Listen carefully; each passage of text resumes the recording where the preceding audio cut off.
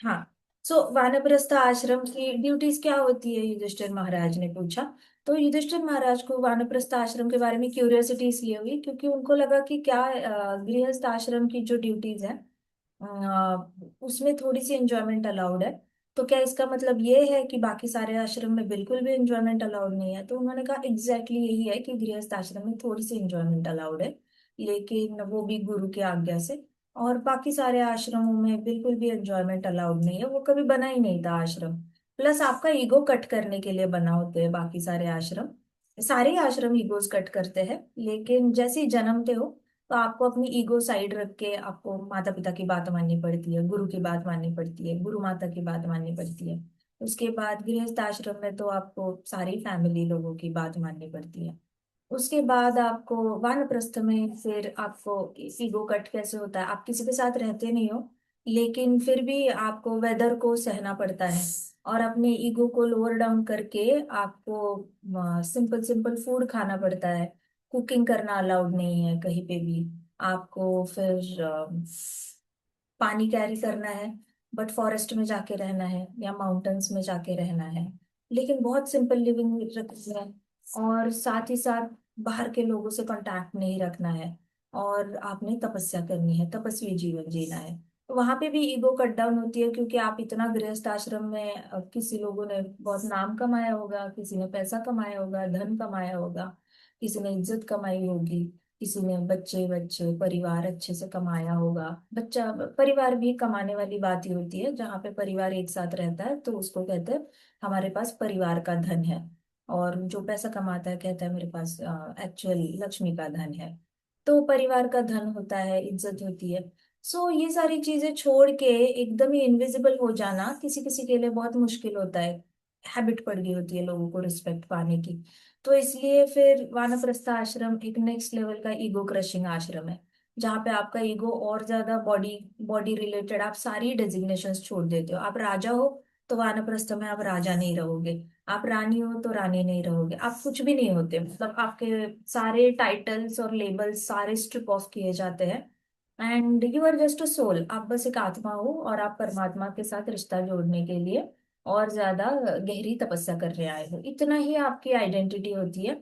सो आपकी सारी मेहनत की गया परिश्रम, सारा आपने जितना भी कमाया होता है सब पीछे छोड़ के आपको वानप्रस्थ में जाना होता है। तो वहां पे आपका ईगो का मेन चैलेंज आता है। आपको सबसे ज्यादा मुश्किल हो सकती है अगर आप जंगल में जा रहे हो और जंगल में किसी ने अटैक कर लिया। आप बोल नहीं सकते कि तुम्हें पता है क्या मेरे कॉन्टैक्ट्स कहाँ कहाँ पे है, उस गांव का पुलिस वाला मुझे जानता है, वो मेरे नीचे काम करता था। You can't say such things. आप ये भी नहीं बोल सकते मैं एक फोन लगाऊंगा तो तेरे घर पे पुलिस आ जाएगी, मैं एक फोन लगाऊंगा तेरे ऊपर केस हो जाएगी। आप कुछ भी नहीं बोल सकते उसको, आप अपना आइडेंटिटी यूज ही नहीं कर सकते वानप्रस्थ आश्रम में। सो आपको सारी आइडेंटिटी पीछे छोड़ के अपना ईगो को जीरो करके एक अज्ञातवास टाइप इनविजिबल टाइप रहना पड़ता है। और उसके एडवांटेजेस ज्यादा है as compared to disadvantages. Advantages इतने आध्यात्मिक उन्नति के लिए सबसे अच्छा है, आपको कोई डिस्टरबेंस करने के लिए आता नहीं है। प्यार से भी कोई डिस्टर्ब करने नहीं आता, तो उससे कृष्ण के साथ ज्यादा जुड़ने का मौका मिलता है। तो युधिष्ठिर महाराज ने पूछा क्या इसका मतलब ये है कि हम वानप्रस्थ में बिल्कुल भी एंजॉय नहीं कर सकते? तो नारद मुनि जी ने कहा हाँ जी, वानप्रस्थ में नहीं कर सकते, ब्रह्मचार्य में नहीं कर सकते और संन्यास में नहीं कर सकते। वानप्रस्थ कंप्लीटली तपस्या के लिए बना हुआ आश्रम है। मतलब ब्रह्मचार्य आश्रम में आप कंप्लीट तपस्या नहीं कर सकते, क्योंकि आपको गृहस्थ आश्रम के लिए भी रेडी किया जाता है, तो आपको सारा ज्ञान दिया जाता है कि परिवार कैसे संभालना है। जैसे आप लोग अभी मैथमेटिक्स पढ़ रहे हो तो कल को जाके आप ब्रिज बना सकते हो, रोड बना सकते हो, मैथमेटिक्स से पैसे कमा सकते हो, इकोनॉमिक्स पढ़ सकते हो। एक सब्जेक्ट के कई सारे एप्लीकेशन है। सो आपको भौतिक जगत के लिए भी रेडी किया जा रहा है। सो वानप्रस्थ में भौतिक जगत से कोई कनेक्शन नहीं होता। सो वानप्रस्थ प्योरली तपस्या वाला आश्रम है। कोई कुकिंग नहीं करनी, कच्चा कच्चा खाना है। अपने पास हमेशा एक वाटर बॉटल रखनी है। और फिर हो सके तो ज्यादा से ज्यादा फ्रूट्स खाने हैं। फ्रूट्स खाने से आपकी आयु लंबी होती है। बाकी आप मैदा वगैरह जो भी पाचन करने के लिए मुश्किल चीजें हैं, वो अगर खाते हो तो आपकी पाचन शक्ति कम होते होते आपकी मृत्यु जल्दी होने के चांसेस होते हैं। तो मेरे दादाजी कहते थे कि एक बार मुझे याद है कि दादाजी ने कहा था कि देखो, जैसे जैसे उम्र बढ़ेगी ना, तो एक 5 साल का बच्चा जितना खाता है ना उतना हमने खाना चाहिए, कि कुछ तो हुआ था शायद, खाना परोस रहे थे ऐसा कुछ। तो दादाजी ने कहा था कि मुझे ज्यादा मत परोसना, अभी मेरी उम्र ऐसी हो गई है कि जितना 5 साल के बच्चे की खुराक है उतनी ही मेरी खुराक है। तो मैं आप लोगों पे ऐसे मत समझना कि मैं आप लोगों के हाथ का ना खा के मैं आपके ऊपर बोझ बनने वाला हूँ बीमार पड़ के।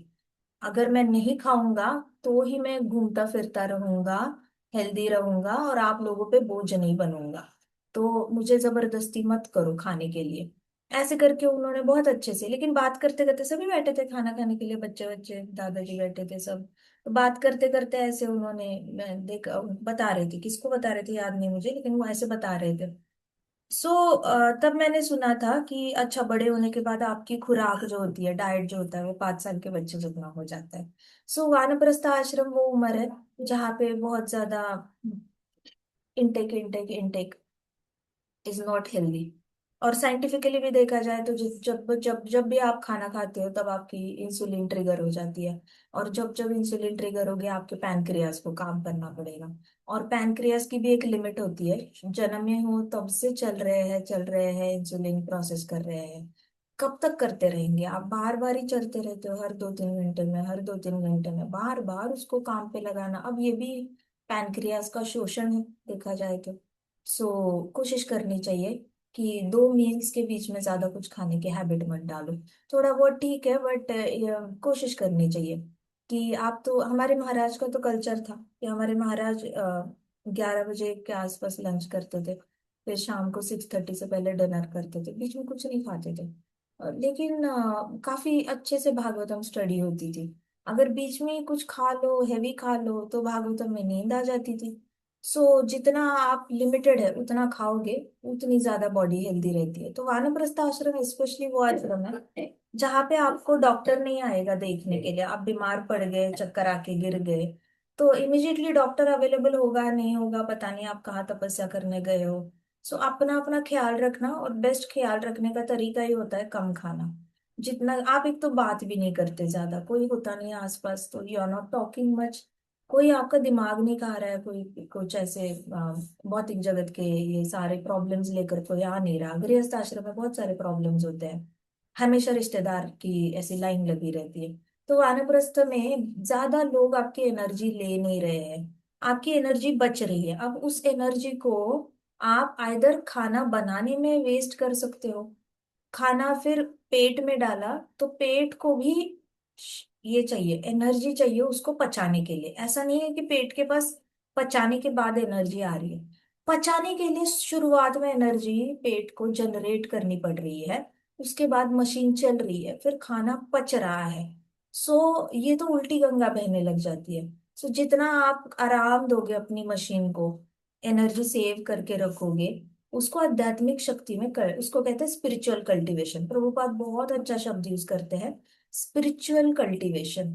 स्पिरिचुअल कल्टीवेशन मतलब जैसे खेत में आप गन्ने का खेत लगाते हैं, तो गन्ने को आप कल्टीवेट करोगे पानी डाल डाल के, फर्टिलाइजर डाल डाल के, और वो गन्ना धीरे धीरे धीरे इतना लंबा हो जाएगा कि आपको देख के बड़ा मजा आएगा कि अरे, हमने लगाए थे तो इतने छोटे छोटे लगाए थे, अब इतने लंबे हो गए, कितना मजा आ रहा है। वैसे हमारी स्पिरिचुअल कल्टीवेशन, प्रभुपाद कहते हैं कि स्पिरिचुअल कल्टीवेशन करना बहुत जरूरी है। अगर आपने इतना सा लगाया है पौधा, तो बार बार एनर्जी वेस्ट करके उसको उतना सा ही नहीं रखना है, एनर्जी को संभाल के रखो। वो पौधा हैप्पी रहेगा उस एनवायरनमेंट में, वो पौधा बहुत स्ट्रांग बढ़ता जाएगा। एक दिन ऐसा बनेगा जैसे बरगद का पेड़ होता है, बरगद के पेड़ का जो जना होता है वो इतना चौड़ा होता है, इतना मोटा होता है कि बड़े से बड़ा तूफान उसको गिरा नहीं सकता।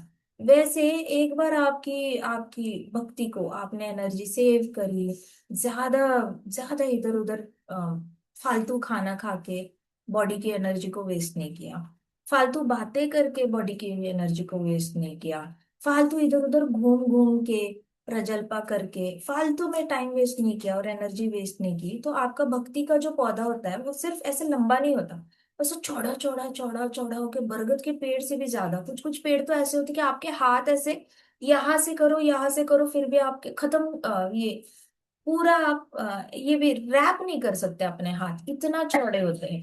तो वैसा वो भक्ति का पेड़ जो होता है इतना मोटा हो जाता है। अब आप लाओ किसी भी मुगल एम्पायर को लाओ, ब्रिटिश एम्पायर को लाओ, कोड़े पड़वाओ, फिर भी हमारी भक्ति आप रोक नहीं सकते। हमारे शरीर के परे भक्ति जा चुकी है, हमारे आत्मा में डीप घुस चुकी है भक्ति। अब आप कोई भी अत्याचार करो हम पे, हमारा अत्याचार का रिस्पॉन्स ही होगा हम हरि नाम लेंगे। हर अत्याचार का रिस्पॉन्स हमारा हरि नाम होगा। अब आप टेस्ट करके देखो हमें। जब तक वो तना जो है पेड़ का वो ऐसा चौड़ा, मोटा और इतना गहरा डीप नहीं जाता, तब तक अपनी स्पिरिचुअल कल्टीवेशन, स्पिरिचुअल पावर को वेस्ट नहीं करना है, उसको बढ़ने देना है अपने अंदर। और ज्यादा आध्यात्मिक शक्ति का कंटिन्यूअसली कल्टीवेट करते रहना है। बेस्ट तरीका तो अर्जुन ने हमें दिखाया ही है। अर्जुन बचपन से कृष्ण कृष्ण करते थे, तो उनका जो आध्यात्मिक कल्टीवेशन था वो बाकी लोगों से ज्यादा था। अर्जुन का स्पिरिचुअल कल्टीवेशन डेफिनेटली बाकी लोगों से ज्यादा था, इसलिए ही वॉज चोजन। तो इसी तरीके से प्रभुपाद कहते हैं कि वानप्रस्थ आश्रम में आपको आध्यात्मिक शक्ति बढ़ाने के लिए भेजा है, ना कि वेस्ट करने के लिए।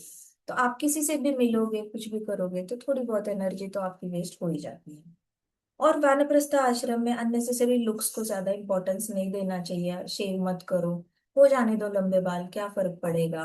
कोई फर्क नहीं पड़ता, कोई जरूरत नहीं बहुत ज्यादा लुक्स को इम्पोर्टेंस देने की। सिंपल सिंपल कपड़े पहनो और 12 साल या 1 साल तक तो तपस्या करो।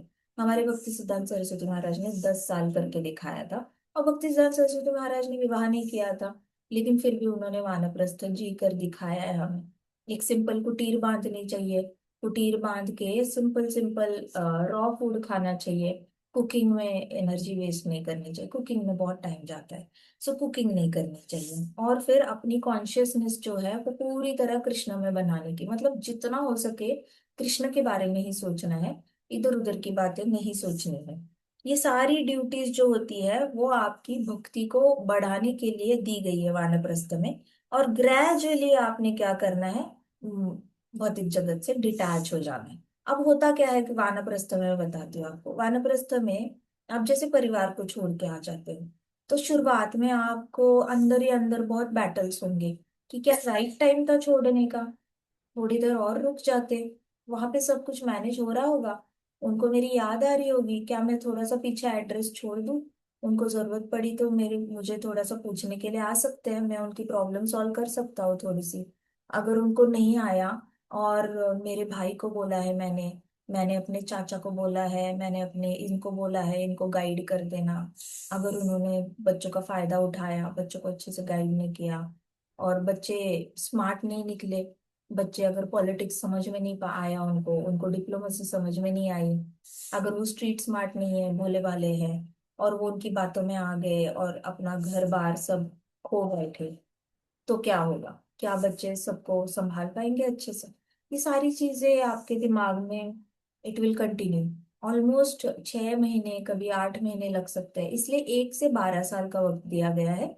कभी कभी आपको 1 से 2 साल लग सकते हैं परिवार से डिटैच होने। जितना ज्यादा जिम्मेदारी से आपने बहुत आसक्त होकर अगर गृहस्थ आश्रम किया होगा, इतना ज्यादा जिम्मेदारी से कि आपको गृहस्थ आश्रम में भी लग रहा था कि मेरे बिना तो घर चल ही नहीं सकता, जो करना है मैंने ही करना है, बाकी कोई आ नहीं रहा है मदद के लिए। अगर वो वाला जो कुछ होता है ना गृहस्थ आश्रम में, जिनको कहीं से भी किसी से भी सपोर्ट नहीं मिलता, ना माँ बाप से मिलता है, ना आस पड़ोस के राज्यों से मिलता है, ना दोस्तों से मिलता है, पांडवों की बात देख लो, कहीं से सपोर्ट नहीं था बेचारे। जब आप गृहस्थ आश्रम में ऐसी जिंदगी जी रहे होते हो जहाँ पे आपको लगता है कि कोई भी नहीं है हमारा, हमें सपोर्ट करने वाला कोई भी नहीं है, माँ बाप भी ऐसे है, नाना नानी, दादा दादी, चाचा चाची, ताए जी, ताई जी, या जो भी आपको दिखता है, लेकिन आपको ये महसूस होता है कि आपके पास कोई सपोर्ट नहीं है। तब एक गृहस्थ बहुत ज्यादा जिम्मेदारी लेकर, उसको मिसअंडरस्टैंडिंग हो सकती है कि अगर मैंने नहीं किया तो कोई है नहीं मेरे बच्चों को देखने वाला, और फिर वो ज्यादा ये ले सकता है, उसका लोड लेकर काम कर सकता है।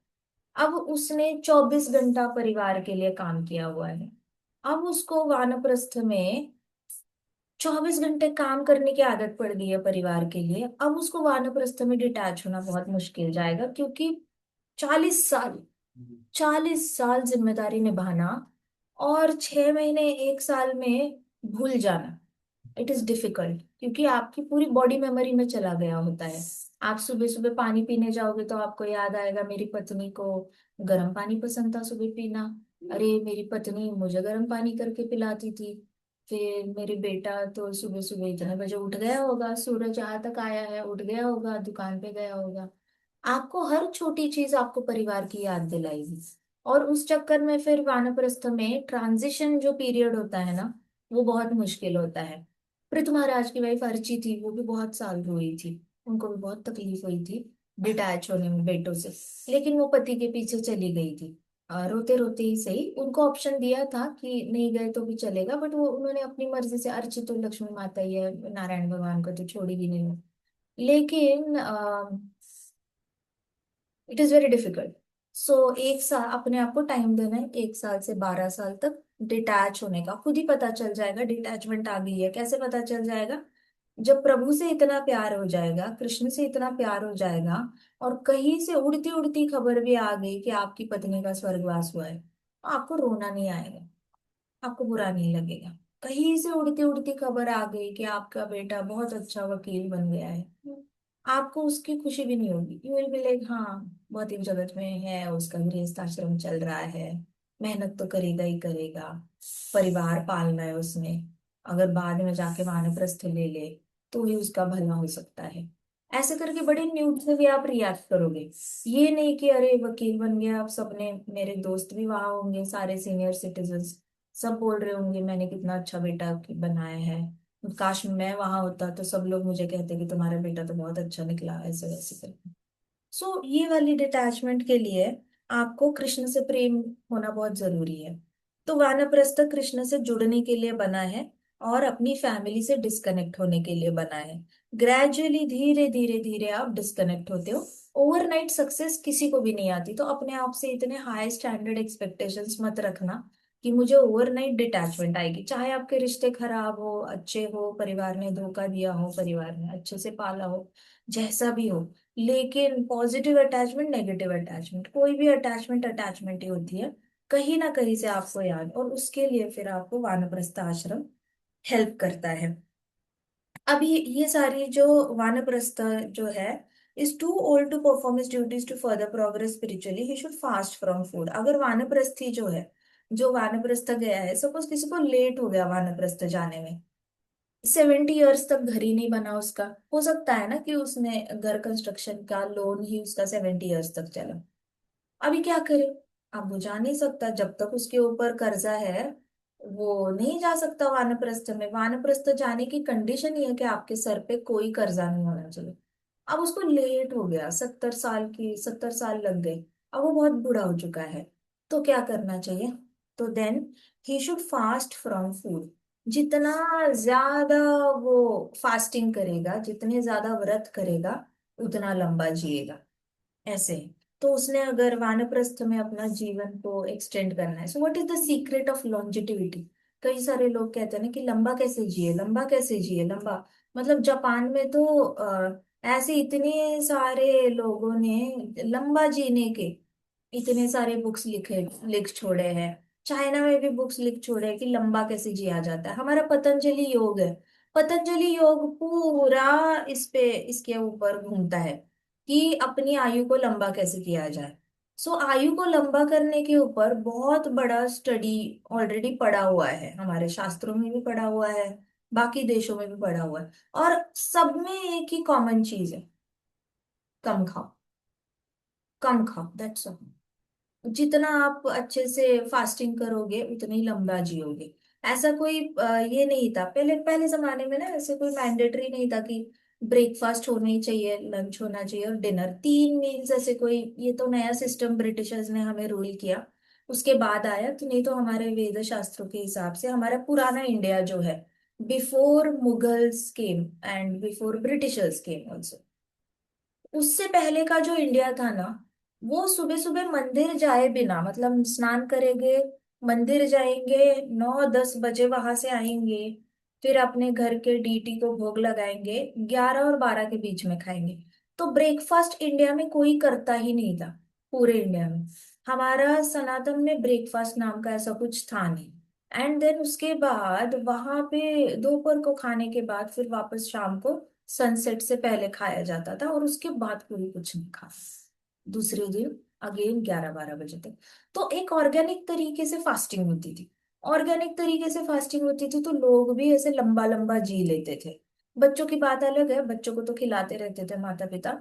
लेकिन जैसे जैसे आप ब्रह्मचर्य आश्रम में ट्रेन होते हो, ब्रह्मचर्य आश्रम में ऐसे ही ट्रेन किया जाता था कि सुबह सुबह आपने लकड़ी काटने जाना है जंगल में। अब आप आधे घंटे में तो आओगे नहीं, आपको 1-2 घंटे तो लगेंगे। वापस आने के बाद लकड़ी को जलाओ रे, पानी गर्म करो रे, सब्जियां काटो, आटा बनाओ, खाना बनाना। गुरुकुल में खुद खाना बनाना पड़ता है। तो खाना बनाते बनाते 11-12 बज जाएंगे, फिर आपको कहाँ पे खाना मिलेगा? ऐसे कोई आपको होटल सर्विस नहीं है कि सुबह आपको थाली मिल रही है हाथ में, दोपहर को भी थाली हाथ में मिल रही है। मतलब everything had to be earned. You can not just sit on a plate early morning.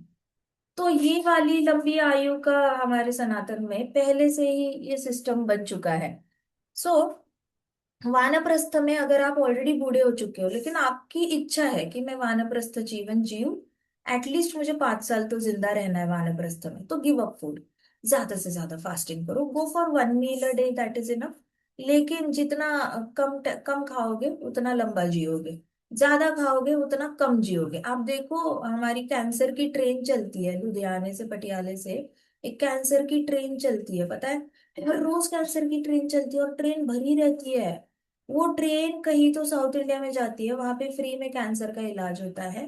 फिर वहां से ट्रेन भर के शाम को आती है। इतने कैंसर पीड़ित पेशेंट्स है, इसलिए नहीं क्योंकि वो गलत खाना खा रहे हैं, इसलिए क्योंकि खाते ही रहते हैं, कंटिन्यूस खाते ही रहते हैं। सुबह भी इतना तो कुछ ना कुछ चलता रहता है। एंड दैट इज, अभी मान लो केमिकल की भी खेती है, लेकिन वो भी कम कम केमिकल डाला पेट में, तो इतनी जल्दी जल्दी कैंसर नहीं होगा। अब क्वांटिटी में कैंसर के सेल्स वैसे भी हमारी बॉडी में बनते ही रहते हैं, हर रोज बाय डिफॉल्ट बनते हैं, और हमारा हर रोज शरीर उनको मारता रहता है। कैंसर बढ़ता ही तब है जब हमारे शरीर के सेल्स जो है वो कैंसर को मारना बंद कर देते हैं। जब आपकी प्रतिकार शक्ति कम हो जाती है, तब कैंसर के सेल जीत जाते हैं। नहीं तो ऐसा कभी टाइम था ही नहीं जब कैंसर बनता नहीं था बॉडी में। वो हर रोज सेल बनते रहते हैं। और हर रोज आप जो खाना खा रहे हो, हेल्दी लाइफ जी रहे हो, जल्दी उठ रहे हो, सूर्य भगवान के उगने से पहले उठ रहे हो, और सूर्य भगवान के सेट होने से पहले खाना खा रहे हो, फिर सो रहे हो टाइम पर, इसकी वजह से एक आपका एक नेचुरली बॉडी उसको बहुत अच्छे से रिस्पॉन्ड कर रहा है। अब जैसे जैसे आपने ये बदल दिया सारा, लेट लेट सोना, लेट उठना, रात के 9 बजे के बाद भी खा रहे हो, 10 बजे के बाद भी खा रहे हो, 11 बजे 12 बजे खा रहे हो, 8 बजे के बाद तो बेसिकली नहीं खाना चाहिए, लेकिन आप इमीडिएटली 8 बजे के बाद भी खा रहे हो। अब हो गया, फिर आपकी प्रतिकार शक्ति कम होगी। आपके पेट को तो रेस्ट ही नहीं मिल रहा है। पेट रेस्ट नहीं मिलेगा तो शक्ति कब क्रिएट करेगा? शक्ति क्रिएट करने के लिए टाइम चाहिए उसके पास। फिर कैंसर बढ़ता रहता है, बढ़ता रहता है। तो जितनी आपकी इरेगुलेटेड लाइफ होगी, irregulated life is disease prone life, जितनी रेगुलेटेड लाइफ रखोगे, डिसीज कम। तो वानप्रस्थ में भी जिंदा रहने का आपके पास मौका है, प्रोवाइडेड आप ज्यादा से ज्यादा फास्टिंग करो। फूड से फास्टिंग करो, मतलब आप अनाज त्याग दो, फ्रूट्स खा लो। फ्रूट्स खाने से आपकी आयु लंबी हो जाएगी वानप्रस्थ में। Now he should prepare to leave his body by merging the gross and subtle bodies into 5 physical elements of earth। अब वानप्रस्थ में आपने तैयार होना चाहिए अपनी बॉडी को गिव अप करने के लिए। मतलब एक मेंटली रेडी हो जाओ कि मुझे शरीर छोड़ के जाना है कृष्णा के पास। आपका इनर डायलॉग ही होना चाहिए, मुझे शरीर छोड़ना है, मुझे जाना है कृष्णा के पास, जाना है, मुझे नहीं रहना इस शरीर में। ऐसे करके आपके अंदर पृथ्वी माता को अपना शरीर सौंप देने की मेंटल रेडीनेस तैयार करनी चाहिए। पृथ्वी माता के साथ रिश्ता बनाना चाहिए। पृथ्वी माता को बोलना चाहिए कि मैं मुझे अपना शरीर तुम्हें सौंप देना है, मुझे अपना शरीर तुम्हें मिटा देना है, मुझे अपना शरीर तुम्हें शरणागत दे देना है, और मुझे जाना है अपने कृष्णा जी के पास। ऐसे करके पृथ्वी माता के साथ भी रिश्ता बनाना है, भगवान के साथ रिश्ता बनाना है, अपने आप को शरीर से दूर रहकर देखना है, और देखना है कि अब ये शरीर रखने में कोई फायदा है क्या, डज नो पॉइंट। तो मुझे ये शरीर देकर जाना है, पृथ्वी माता को देकर जाना है। ऐसे करके अपने शरीर से डिटैच हो जाना है। और फिर धीरे धीरे the object of speech should be offered to the fire. उसके बाद आप जो भी बोलते हो, ऑब्जेक्ट ऑफ स्पीच, तो जो भी आप बोलोगे, सपोज आप हरे कृष्णा का महामंत्र जाप कर रहे हो वानप्रस्थ आश्रम में, तो आपने उसको अग्नि को समर्पित करना है। मतलब धीरे धीरे हरे कृष्णा महामंत्र से भी मुझे कुछ फायदा करना है, इसकी भी आहुति दे देनी है कि मुझे इस महामंत्र से मन की शांति मिल रही है, तो मैं मन की शांति को भी आहुति दे देता हूँ। इस हरे कृष्णा महामंत्र से मेरा नाम अच्छा हो रहा है, मैं उसकी भी आहुति देता हूँ। इस हरे कृष्णा महामंत्र से मेरी तबीयत ठीक रह रही है, मैं उसकी भी आहुति दे देता हूँ। इस हरे कृष्णा महामंत्र से मेरा परिवार एक है, उसकी भी आहुति। तो आपने अपने मंत्र से जितने भी अपने अंदर एक छिपे हुए एजेंडाज रखे थे, जो कहीं ना कहीं हम कभी खुद के साथ भी कन्फ्रंट नहीं करते, कहीं ना कहीं छिपे हुए, तो आप बस वो मंत्र बोलते बोलते आपके अंदर के हिडन एजेंडाज की आहुति देने लग जाते हो।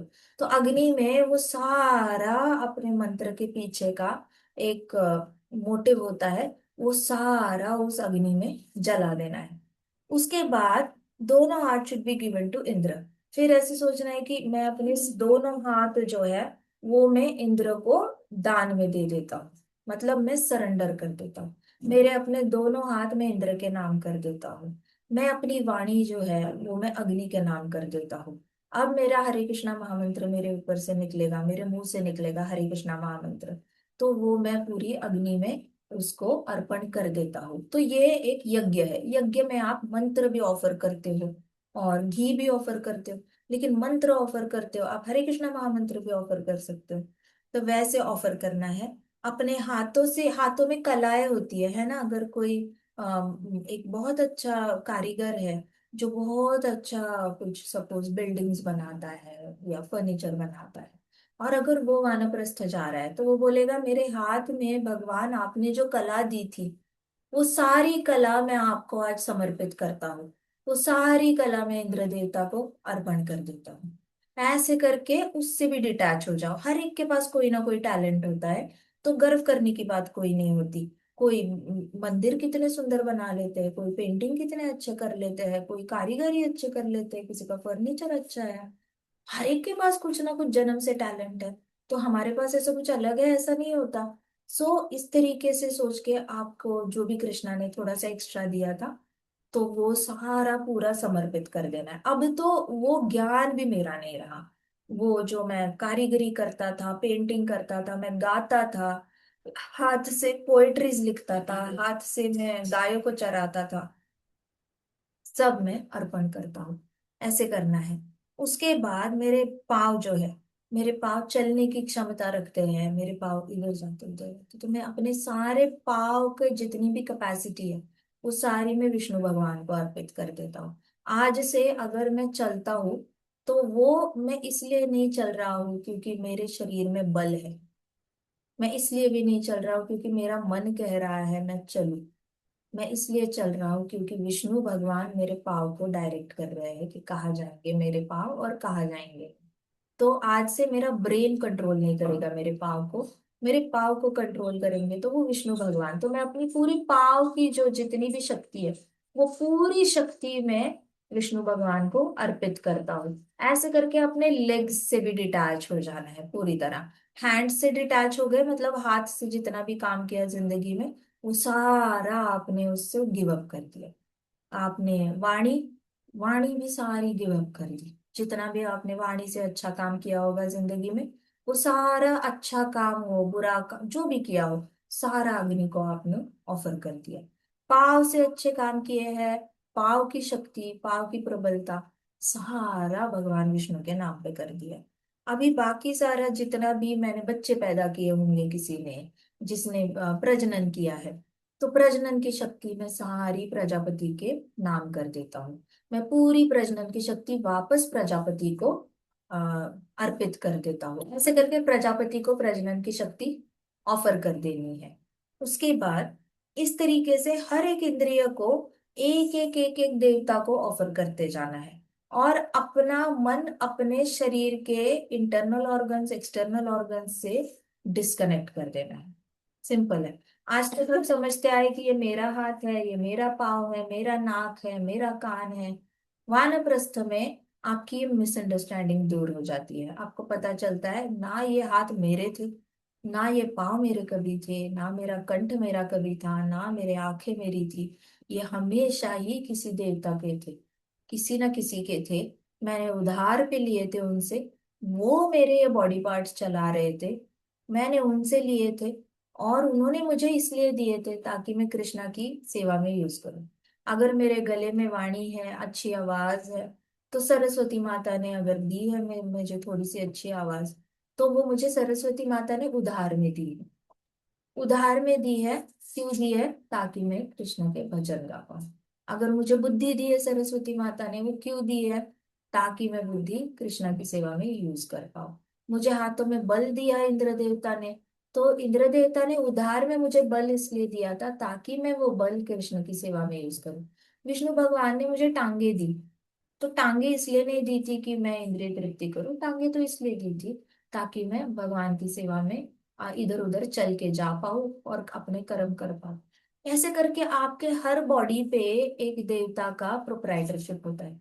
ये वानप्रस्थ में जाकर जिससे आपने लिया है उसको एज इट इज रिटर्न करना होता है। You cannot claim your proprietorship on it, क्योंकि ये बॉडी आपकी पहले तो right from the beginning it was never yours to say. इसलिए मैं आपको पहले से हमेशा से बताती आती थी कि अंदर से you have to realize that you are a soul. ये बॉडी आपकी है नहीं, जितनी हम अपने सगी समझते हैं ना अपनी बॉडी को, ये बॉडी हमें वानप्रस्थ से पहले भी छोड़ के जा सकती है। इसलिए इस बॉडी का ख्याल रखना पड़ता है। अगर बॉडी सच में हमारी होती ना, बिना ख्याल रखे भी बॉडी खुद ही हैप्पी रहती, और बॉडी खुद ही अपने आप को ठीक कर देती, और बॉडी खुद ही हेल्दी रहती, कभी बुरी बीमार नहीं पड़ती। अगर बॉडी को हमसे प्यार होता ना, तो बॉडी ने खुद ही अपना ख्याल रखना था। लेकिन बॉडी एक्ट करती है एज इफ वो एक चेयर है, और हमें उस चेयर को साफ रखना है, हमें इस चेयर का लिनन बदलता रहना है, ऑयलिंग ग्रीसिंग करते रहना है, बार बार वो चेयर का मेंटेनेंस करते रहो, और कोई काम नहीं है। हम हरि नाम कब ले, भागवतम कब पढ़े? हमें टाइम नहीं है। लेकिन बॉडी डिमांड करती है, मेरा केयर करो, मेरा केयर करो। इसी का मतलब है कि वो बॉडी आपकी है नहीं, बॉडी भी कहीं ना कहीं आत्मा का पोषण करने ही आई है। सो बॉडी को भी उतना ही केयर करो जो प्रभु की सेवा में हम यूज कर सकते हैं। अंडरस्टूड? इसलिए बहुत ज्यादा बॉडी से अटैच मत होना। आप लोग टीनेजर्स हो अभी, आपको नेचुरली आपको कॉम्प्लेक्सेस आएंगे, किसी को इंफीरियोरिटी कॉम्प्लेक्स आएगा, किसी को सुपीरियोरिटी कॉम्प्लेक्स आएगा। 8-9 साल से शुरू हो जाता है ये, कि वो मेरी क्लास में वो अच्छा है दिखने में, वो अच्छी है दिखने में, मैं इतनी अच्छी नहीं, मैं इतना अच्छा नहीं। अब कोई कितना भी लंबा हो, लंबे को भी अच्छा नहीं लगता कि वो लंबा है, छुटके को भी अच्छा नहीं लगता कि वो छोटा है। हर एक को एक दूसरे की तरह बनना होता है। जिसका लंबा नाक है वो कहेगा मैं चुड़ैल तो नहीं लगती, मेरा लंबा ज्यादा लंबा तो नाक नहीं है। और जिसका चपटा है वो कहेगी मेरी कुछ ज्यादा ही चपटा है, मुझे अच्छा नहीं लगता चपटा। लेकिन लंबी नाक वाले को चपटा अच्छा लगेगा, चपटे वाले को लंबा नाक वाला अच्छा लगेगा। अंदर ही अंदर ये बैटल चलता रहता है। सारे बच्चे बोल के नहीं दिखाते, क्योंकि इस उम्र में एक्सप्रेस करना नहीं आता, किसी को बताना नहीं आता ओपनली कि मुझे तुम्हारा नाक पसंद है, काश मेरा नाक तुम्हारे जैसा होता। ऐसे बच्चे आके ओपनली किसी को बोलते नहीं है, उनको एक्सप्रेस ही नहीं करना आता, अंदर ही अंदर फील करते हैं और छोड़ देते हैं। फिर वापस दूसरे दिन मिलेंगे स्कूल में, फील करेंगे, ऐसे ही दबा के दबा रह जाएगा। तो किसी को किसी की हाइट अच्छी लगेगी, ऐसा दूसरे का कोई ना कोई एक बॉडी का जो फीचर होता है वो अच्छा लग रहा होता है। किसी की आंखें किसी को अच्छी लग रही होती है, ऐसा लगता है काश मेरे पास होती। सो आप जिस उम्र से जा रहे हो ना, वहां पे आप इतने हरि नाम नहीं लिया ना आपने, प्रहलाद महाराज की तरह आप कृष्णमय नहीं हुए। सो आपका ईगो आपको खा डालेगा, आपका शरीर आपको खा डालेगा, आपका शरीर आपको सुख नहीं देगा कभी।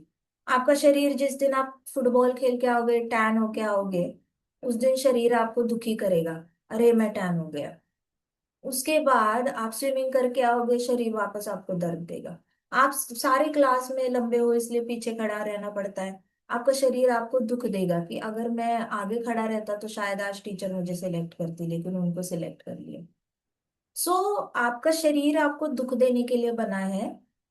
धीरे धीरे अगर आप बहुत ज्यादा बॉडी कॉन्शियस, सो इतना याद रखो, जो भी दिया है ना देवता लोगों ने, वो आपको उधार में दिया है। So it is not yours to begin with. अब जो चीज आपकी है नहीं ना, उसको लेके दुखी मत हो जाओ।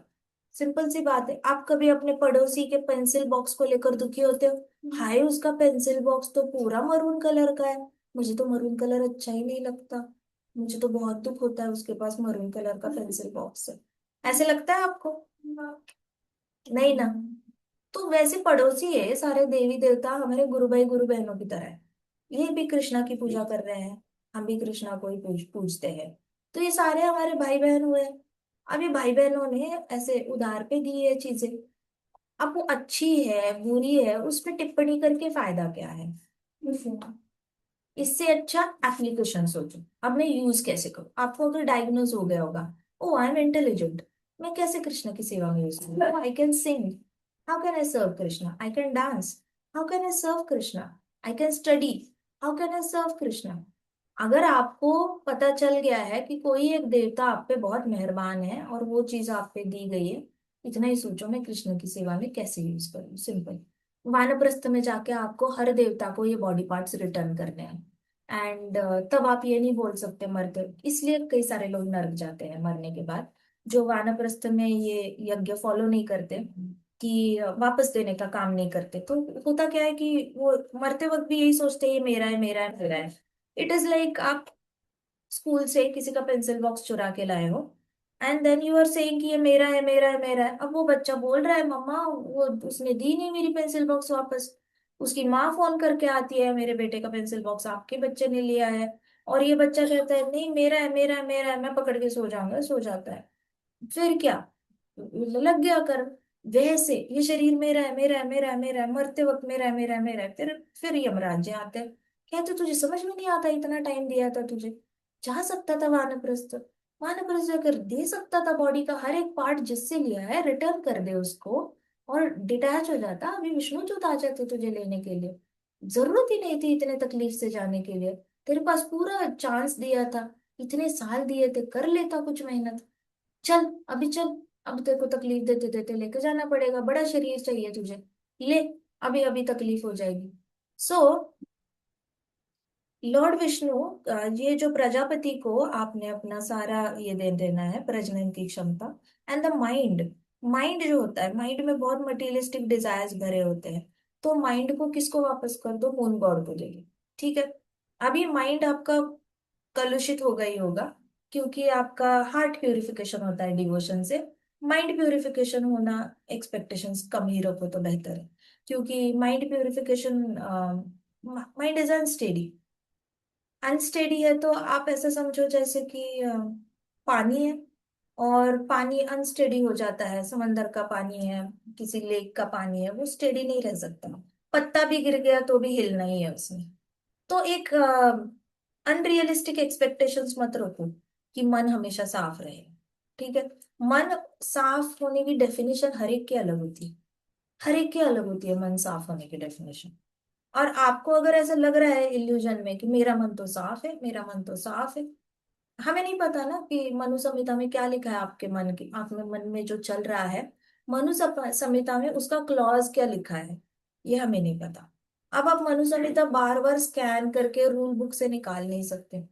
आपके पास टाइम ही नहीं है, किसी के पास टाइम नहीं है बार बार वेरीफाई करने का कि मेरे माइंड में ये थॉट आया मनु संहिता के हिसाब से, गुड और बैड, मेरे माइंड में ये थॉट आया गुड और बैड गुड और बैड गुड और bad, and it is such a waste of time.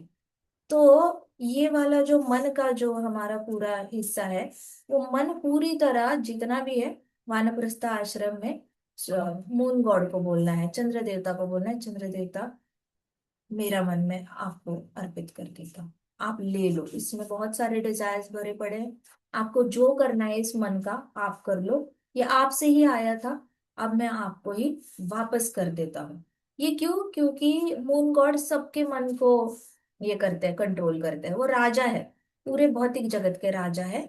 और मून गॉड को सबके मन में क्या चल रहा है वो पता होता है, हृदय में क्या चल रहा है वो परमात्मा को पता होता है, मन में क्या चल रहा है वो मून गॉड को पता होता है। और मून गॉड डिसाइड करते हैं कि आपकी ये इच्छा पूरी करनी है या नहीं करनी। इसलिए पूरी दुनिया जब भी पूर्णिमा आती है तो कुछ ना कुछ पूजा करने में लग जाती है।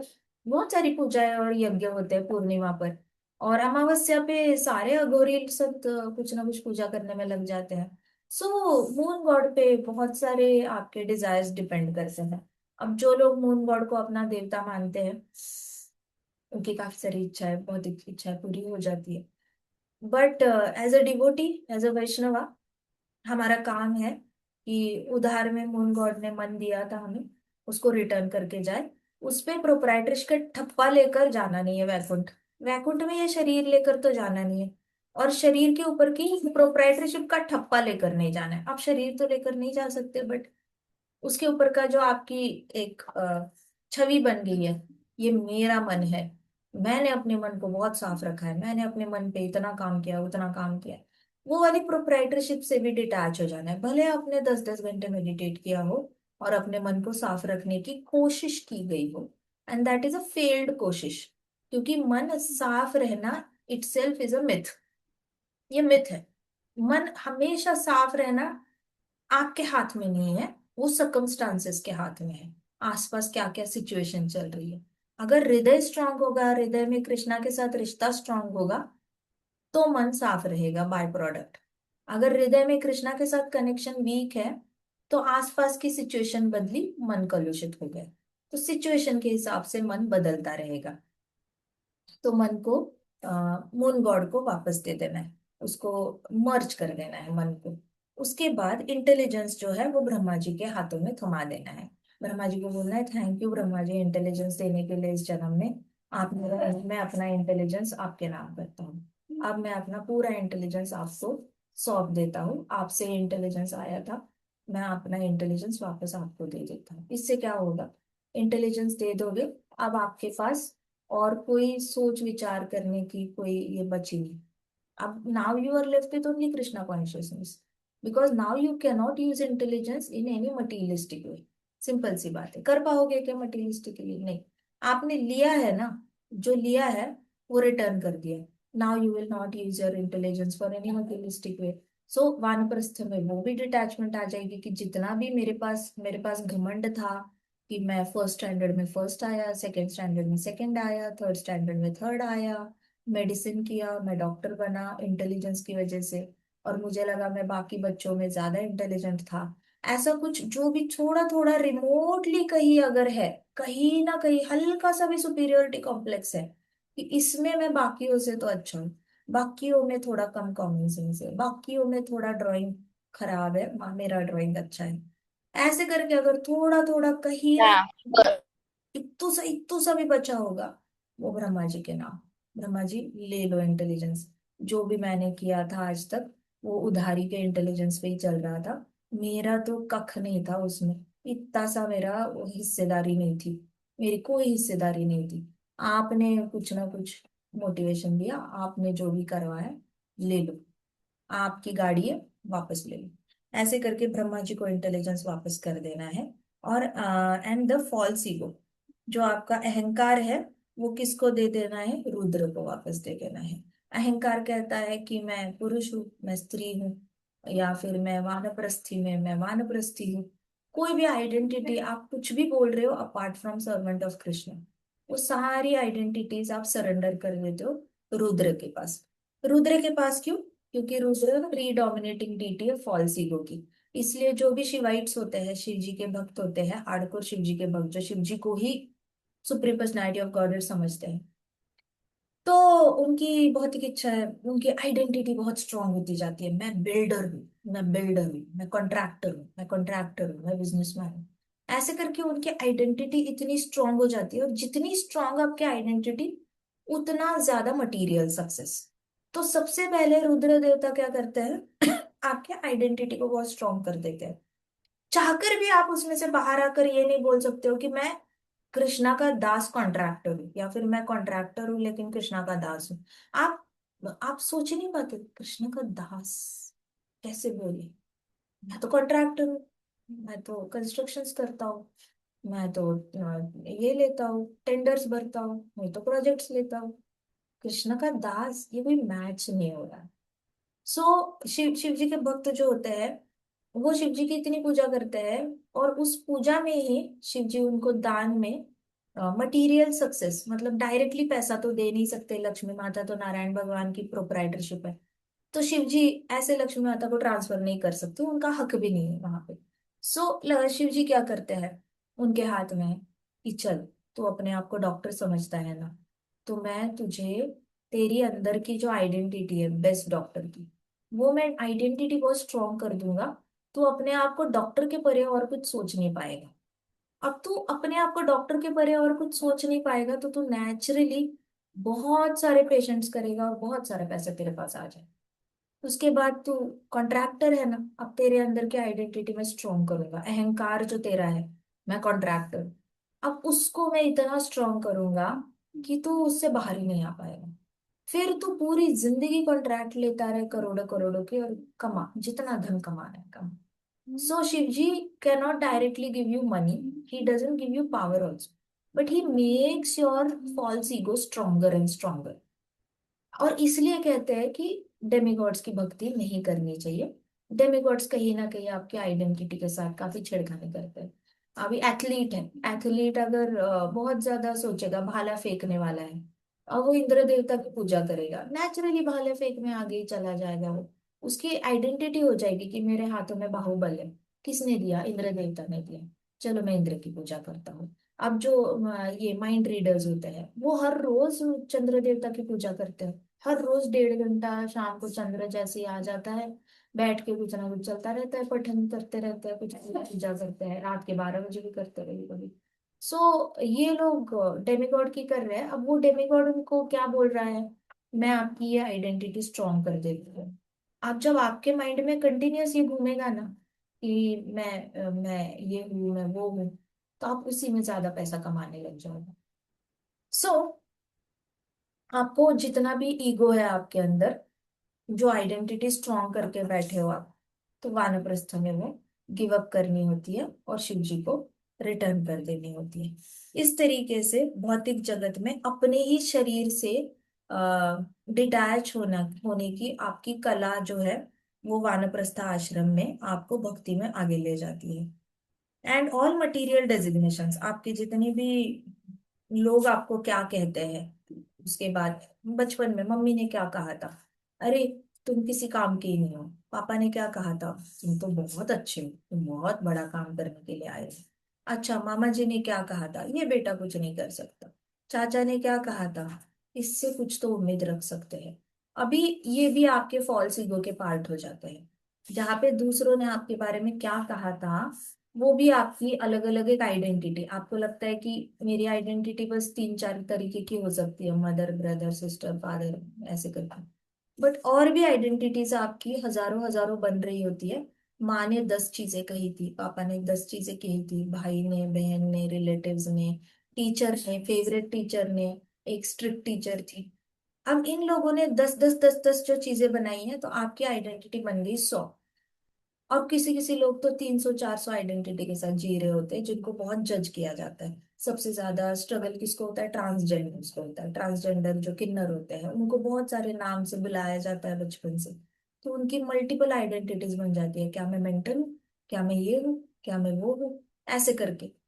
आपकी इतनी सारी आइडेंटिटीज होती है, वो आपको वानप्रस्थ में जब आप गिव अप कर देते हो, सारे डेजिग्नेशन आप गिव अप कर देते हो, तो आप बचते हो, तो आप सिर्फ आत्मा बचते हो। फिर आप सब हर चीज से बाहर आ जाते हो, आपको कोई पड़ी नहीं है किसने क्या कहा। Then you don't think about it, क्योंकि आपको उसका एप्लीकेशन कहीं करना नहीं है। आपको किसी को इम्प्रेस करने नहीं जाना, ना आपको किसी के साथ काम करना है, ना आपको किसी से कुछ काम करवाना है। आपको तो बस जिंदा रहना है, कैसे वैसे कम खाना खाकर जिंदा रहना है और हरी नाम लेना है। आपका एक ही एजेंडा हो जाता है, मैं जिंदा रहूं, मैं जिंदा रहूं, और मैं हरि नाम लेता रहूं। इतना आपका एक ही गोल हो जाता है, because survival is also difficult without doctors and without continuous nourishment and all that. Completely आप डिटैच हो जाते हो, जैसे कि from material existence like fire whose wood has been burnt away. जैसे एक लकड़ी पूरी जल जाती है तो लकड़ी का अस्तित्व खत्म हो जाता है, वैसे ईगो जल जाने के बाद हमारा अस्तित्व खत्म हो जाता है। हम बचते हैं तो बस एक सर्वाइवल मोड में हरि नाम लेने के लिए, तो आत्मा बचती है बस, बाकी सारे शरीर के डेजिग्नेशंस खत्म हो जाते हैं। In the end spiritual being remains which is equal to quality with परब्रह्म। तो एंड में क्या रह जाता है, सिर्फ हमारी आध्यात्मिकता रह जाती है। भौतिक भौतिक सारी डेजिग्नेशंस, भौतिक वाली सारे सब खत्म हो जाते हैं। ठीक है। ग्रंथराज श्रीमद् भागवतम की जय, श्रील प्रभुपाद की जय, श्री श्री राधा श्याम सुंदर की जय, श्री श्री कृष्ण बलराम की जय, वृंदावन धाम की जय, समस्त भक्त वृंद की जय। हरे कृष्णा कृष्णा कृष्णा हरे हरे, हरे राम राम राम हरे हरे। हरे कृष्ण महासंकीर्तन की जय।